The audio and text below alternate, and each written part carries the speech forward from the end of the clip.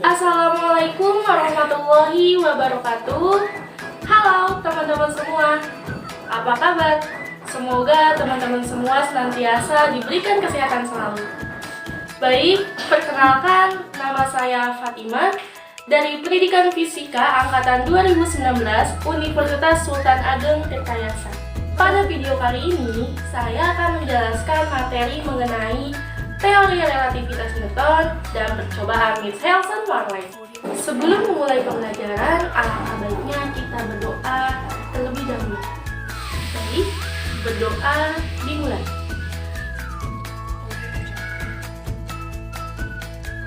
Selesai. Silahkan kepada anak-anak untuk mengisi absensi terlebih dahulu pada link yang telah disediakan. Dan persiapkan alat tulisnya ya. Sudah saya sampaikan tadi, materi kali ini kita akan bahas mengenai teori relativitas Newton dan percobaan Michelson-Morley. Tapi di sini saya mau tanya nih, kira-kira kalian tahu nggak sih mengenai gerak itu apa?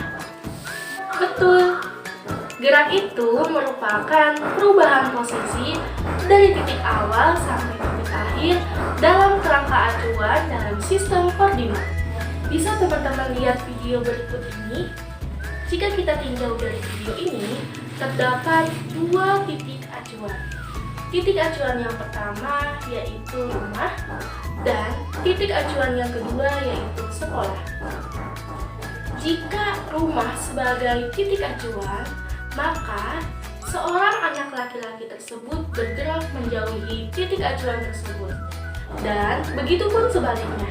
Jika sekolah tersebut sebagai titik acuan, maka dapat dikatakan bahwa anak laki-laki tersebut bergerak mendekati titik acuan. Sebelum saya menyampaikan kompetensi dasar, indikator, dan juga tujuan pembelajaran perihal materi saat ini, saya akan menampilkan sebuah video berikut ini. Wah, senang banget. Akhirnya aku ada di luar angkasa nih. Itu kan Siska. Halo Siska. Itu Dini. Halo Dini. Siska, kamu lagi ngapain di sini? Apakah Dini mendengar suaraku? Hai Siska. Apakah kamu mendengar suaraku, Siska? Halo, Siska. Siska?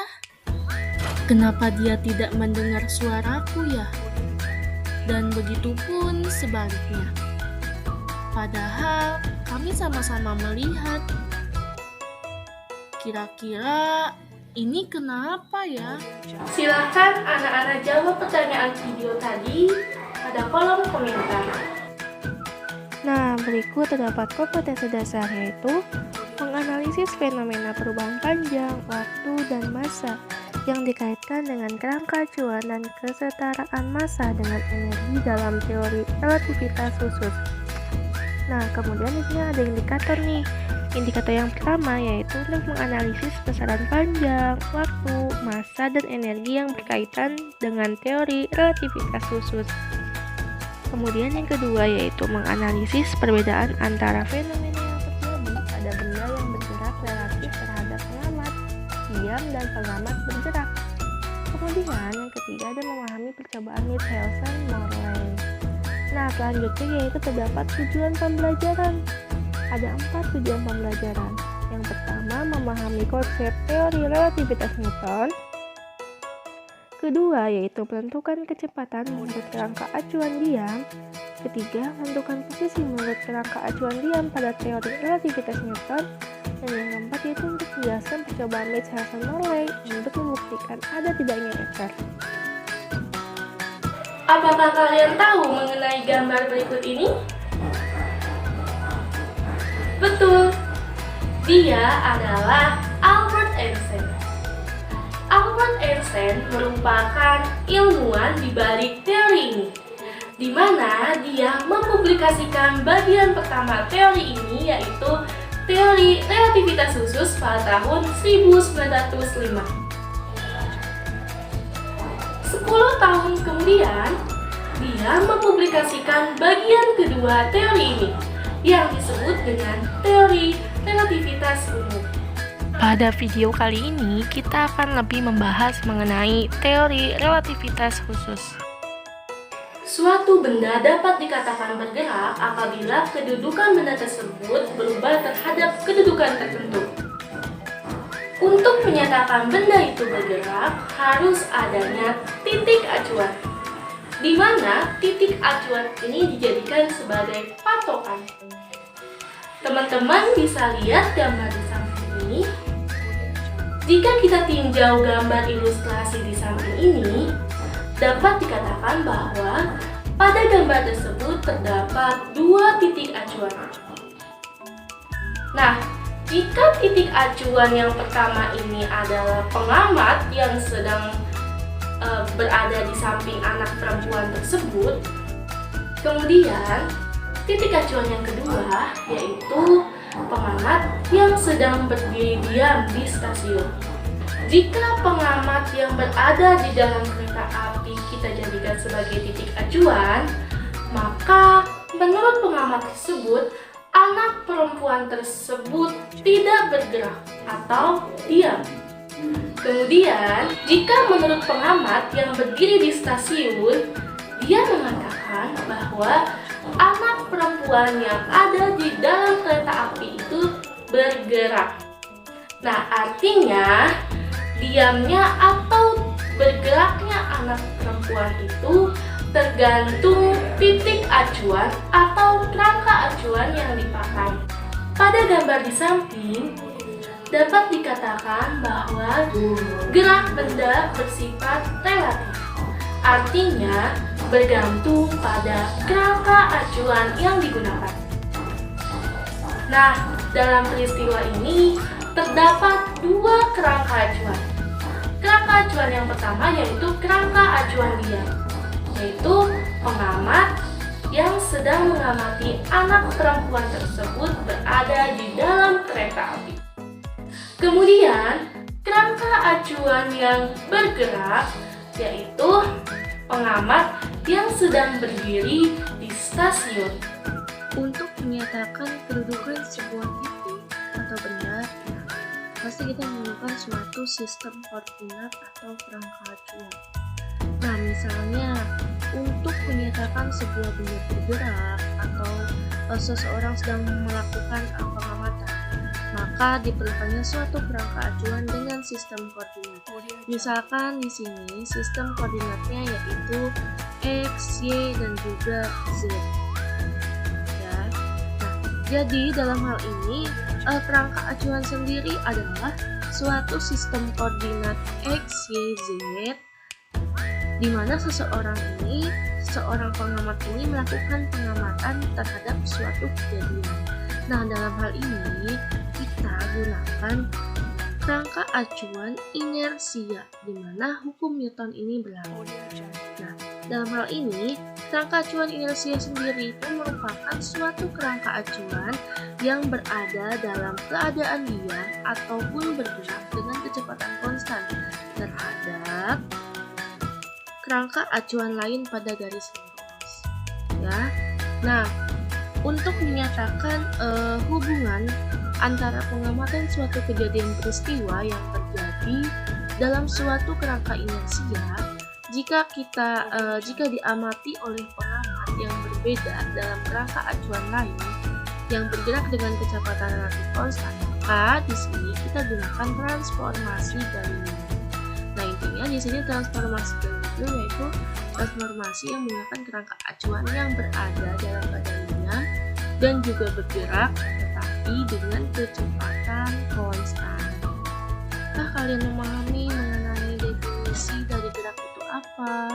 Kerangka acuan itu apa? Nah, sekarang kita masuk ke dalam inti dari transformasi Galileo.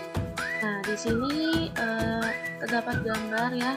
Terdapat gambar yang dimana ada dua kerangka acuan. Kerangka acuan yang pertama yaitu S, di mana S ini merupakan kerangka acuan diam, dan yang kedua yaitu kerangka acuan S aksen, yaitu kerangka acuan bergerak dengan kecepatan konstan. Nah, jika terdapat benda nih, ini benda yang berwarna hitam dekat dengan kedua kerangka acuan ini, nah, teman-teman bisa lihat ya jarak antara titik S aksen ya dengan benda yang berwarna hitam ini, yaitu X aksen.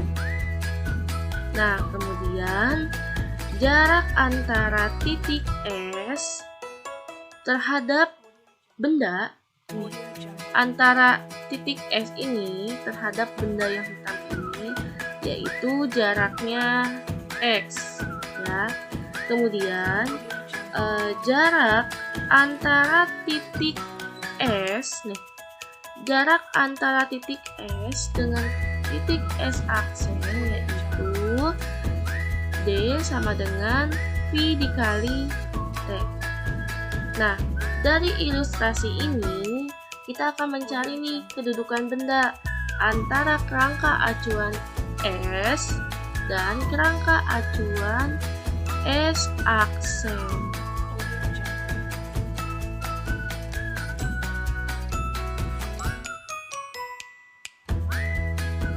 Nah, oke, yang pertama yaitu kita cari dulu nih posisi benda menurut kerangka acuan S. Oke. Nah, teman-teman bisa lihat ya terhadap kerangka acuan S terhadap benda yang berwarna hitam. Nah, yang dimana di sini X sama dengan X aksen ditambah V dikali T, dimana kerangka acuan S ini posisinya terhadap benda ini adalah penjumlahan dari X aksen ini dengan V dikali T ya, karena dari sini kerangka acuan S ke benda yang berwarna hitam ini. Nah, kemudian karena kedua kerangka acuan ini yaitu S dan juga S aksen yang bergeraknya itu terhadap sumbu X-nya saja, sehingga Y, Z, dan juga T tidak mengalami perubahan sama sekali. Oke, paham sini? Nah, kemudian setelah kita dapat nih posisi benda menurut kerangka S, kita cari kecepatan benda menurut kerangka S ini sendiri. Nah, di mana kecepatan benda menurut kerangka S adalah Vx ditambah V aksen X ditambah V, di mana Vx ini merupakan kecepatan benda relatif terhadap titik S. Nah, benda terhadap titik S. Kemudian V aksen X-nya yaitu kecepatan benda relatif terhadap titik S aksen. Untuk V sendiri merupakan kecepatan dari koordinat S aksen. Nah, kemudian karena tadi kita sudah mencari posisi dan kecepatan menurut kerangka S, sekarang kita mencari posisi benda dan kecepatan benda menurut kerangka S aksen. Nah, berdasarkan ilustrasi ini, kita dapat melihat bahwa kita ketahui nih bahwa jarak antara benda di titik S aksen ya, benda di titik S aksen ya dengan benda yang berwarna hitam, benda yang berwarna hitam dengan S aksen itu dia jaraknya X aksen. Oke. Nah, maka kita peroleh bahwa X aksen merupakan X dikurangi V dikali T. Nah, jika kita melihat gambar ini, di mana X aksen ini merupakan pengurangan dari X dikurangi dengan V kali T ini. Oke. Nah, untuk Y aksen, Z aksen, dan juga T aksen itu sama seperti yang sebelumnya, bahwa kerangka acuan antara S dan S aksen ini dia bergerak hanya di sumbu X saja, sehingga untuk sumbu Y aksen dan Z aksen dan juga T dia tidak mengalami perubahan.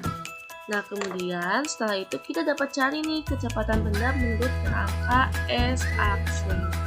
Nah, di mana kecepatan benda menurut kerangka S-aksen sendiri yaitu V aksen X sama dengan Vx dikurangi V, di mana V aksen X itu merupakan pengurangan dari kecepatan benda relatif terhadap titik S dikurangi kecepatan dari koordinat S aksen itu sendiri.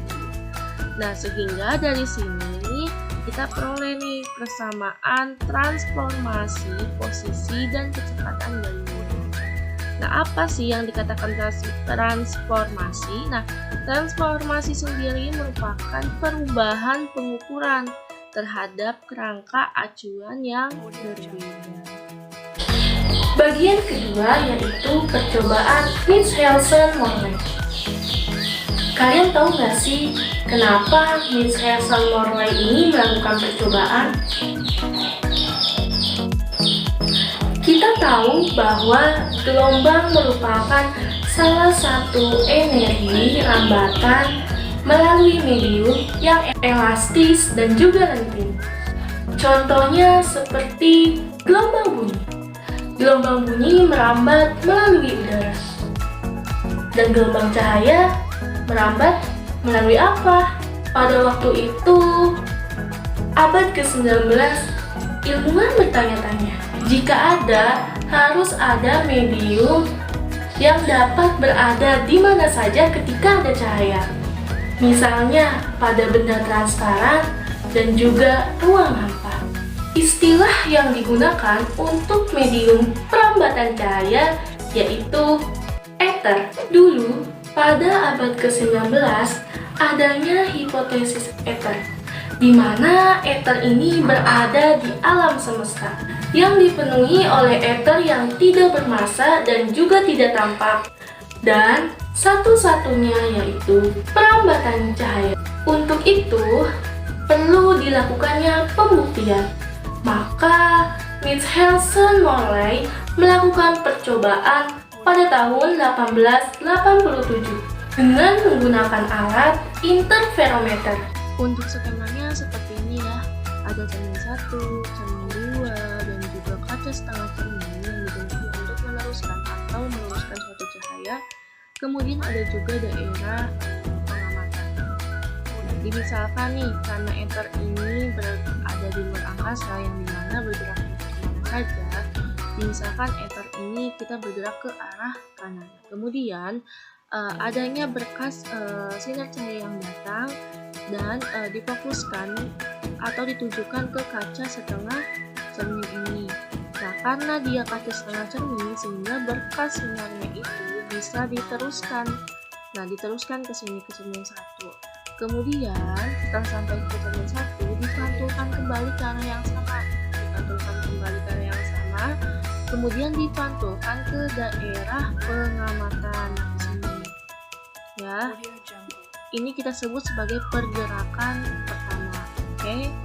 Nah, kemudian begitu pun sama ketika berkas sinar datang masuk yang ditujukan ke kaca setengah cermin ini, maka berkas sinar tersebut bisa dipantulkan ke cermin 2 dan dipantulkan kembali ke cermin dan dipantulkan kembali ke arah yang sama, kemudian diteruskan ke daerah pengamatan. Ya, kemudian dari sini kita anggap si L ini sebagai jarak tempuhnya ya, si L ini sebagai jarak tempuh. Nah, perlu kita ketahui bahwa prinsip dari percobaan Mitchelson-Morley ini yaitu penjumlahan vektor kecepatan. Ya, nah, jika diketahui C-nya itu merupakan kecepatan cahaya, V-nya itu kecepatan ether, dan juga U-nya yaitu kecepatan cahaya menurut pengamat, ya. Nah, kita fokus ke cermin 1 dulu. Nah, untuk ke cermin 1, jika kita gambar sesuai vektor, nah, dimana di sini U, nah, bisa lihat U itu merupakan kecepatan cahaya menurut pengamat, ya. V yang biru itu adalah kecepatan ether dan juga yang putih itu kecepatan cahaya. Nah, begitupun untuk cermin yang kedua. Nah, untuk yang merah ke atas yaitu dia kecepatan cahaya menurut pengamat, ya. Kecepatan cahaya menurut pengamat. Oke. Nah, kemudian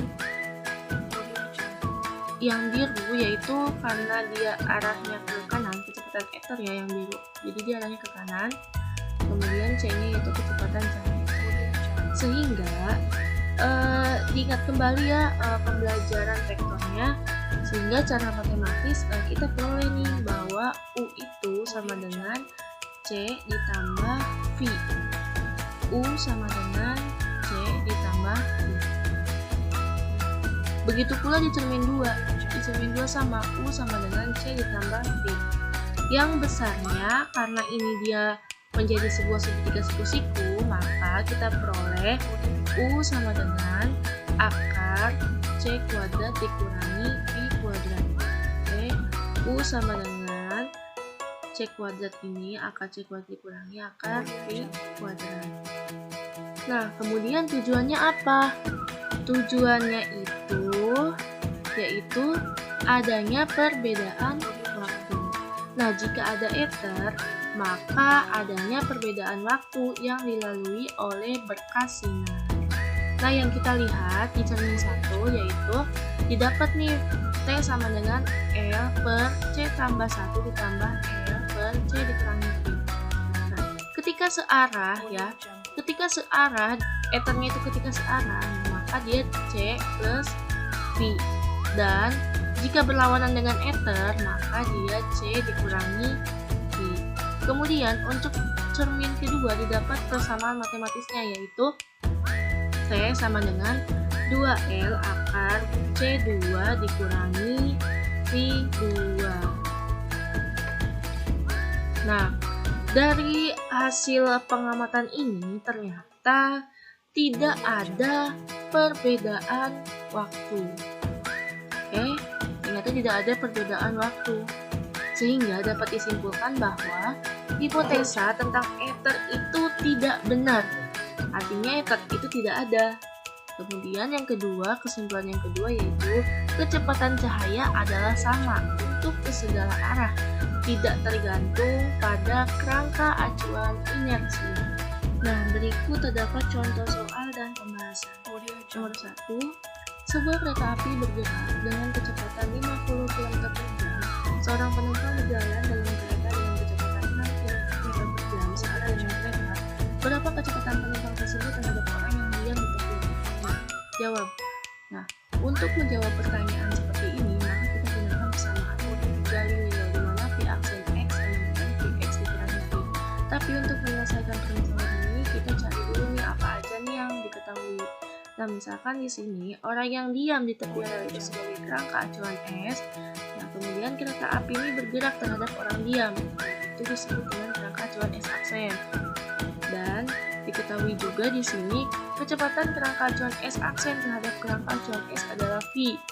Nah, kita sebut V sama dengan 50 km per jam. Kemudian kecepatan penumpang terhadap kerangka acuan S aksen adalah V aksen X-nya nih sama dengan 6 km per jam. Nah, jadi berapa kecepatan penumpang atau Vx ya terhadap orang diam itu? Nah, kita gunakan persamaan Galileo ini. Persamaan Galileo itu V aksen X sama dengan Vx dikurangi V. Nah, tadi sudah disebutkan ya bahwa Vx sendiri itu nilainya maaf ya, karena ini yang ditanyakannya Vx ya, jadi V aksen X sama dengan Vx dikurangi V, sehingga Vx sama dengan V aksen X ditambah V. Nah, tinggal disubstitusikan saja. Tadi sudah diketahui bahwa V aksen X-nya sama dengan 6 dan V-nya sama dengan 50.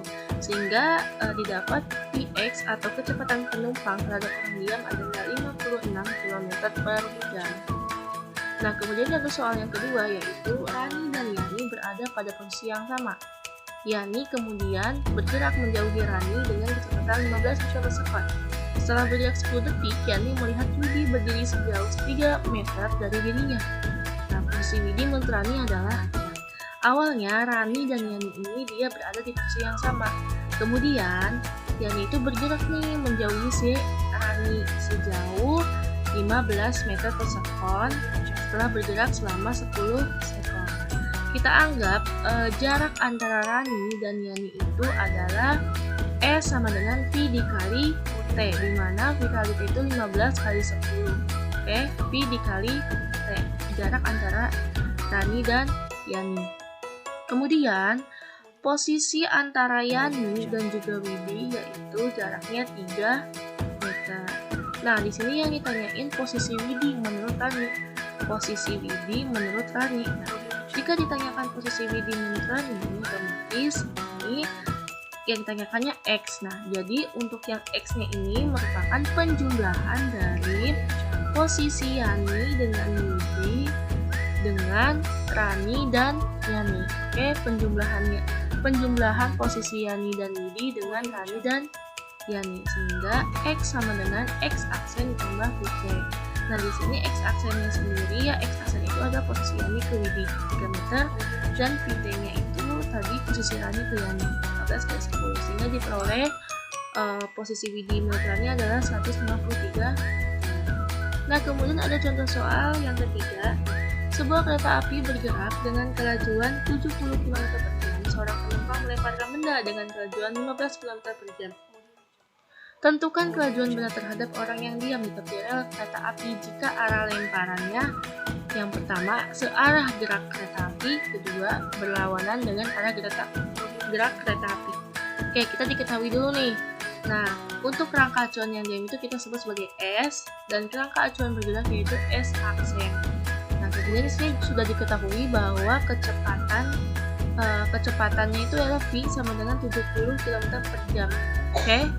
Dan kemudian V aksen X-nya itu sama dengan 15 km per jam. Nah, yang ditanyakan yang A, pertama yang A yaitu gerak benda searah gerak kereta api. Nah, di mana di sini untuk Vx-nya itu kecepatan relatif terhadap kerangka acuan diam yaitu diketahui 15 km per jam. Nah, didapat Vx sama dengan ya, kita gunakan persamaan Galileo yaitu Vx sama dengan V aksen X ditambah V. Kemudian tinggal disubstitusikan saja sehingga diperoleh Vx-nya sama dengan 85 km per jam. Kemudian di sini ada yang B yaitu gerak benda berlawanan dengan arah gerak kereta api. Nah, jika diketahui V aksen X-nya, gerak benda berlawanan dengan arah gerak kereta api. Jika diketahui V aksen X-nya itu sama dengan negatif 15 km per jam, ya sebelumnya mohon maaf, di sini V aksen X ya, bukan Vx, jadi dia V aksen X. Kecepatan relatif terhadap kerangka acuan yang bergerak. Nah, kita peroleh bahwa V aksen X sama dengan negatif 16 km. Nah, kita gunakan persamaan Galileo yaitu Vx sama dengan V aksen X tambah V. Tinggal disubstitusikan saja sehingga diperoleh nilainya 55 km per jam. Nah, berikut ada latihan ya. Nah, latihan silakan teman-teman untuk dikerjakan ya. Ini adalah tugas rumah, silahkan dikerjakan dan dikumpulkan minggu depan. Oke, sampai ketemu untuk pertemuan selanjutnya. Jangan lupa dipelajari kembali materi yang telah dibahas, dan jangan lupa kerjakan tugasnya ya. Mungkin itu aja materi yang dapat saya sampaikan. Ada yang mau bertanya, dipersilahkan. Oke, mungkin cukup ya. Nah, tadi udah dibahas mengenai teori relativitas tertentu apa, percobaan Michelson-Morley itu seperti apa.